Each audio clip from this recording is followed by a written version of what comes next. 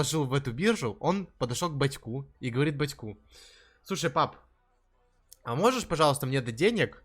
Знаете, какую он сумму попросил у батька денег? Он попросил у бати $5000. А у него еще 1700 своих были. И он на эту биржу занес $6700.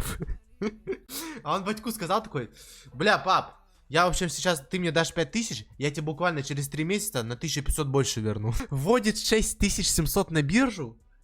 Написал этой девочке, что он ввел на биржу. И знаете, что дальше было? Клянусь, клянусь, Номи, клянусь. Знаете, что дальше было? Она ему не отвечает. Она ему не отвечает. И на следующий день он думает: бля, ну, наверное, значит, дела у нее какие-то, значит, она работает, наверное. Он лег спать. Он просыпается. Вся переписка и весь чат почистен.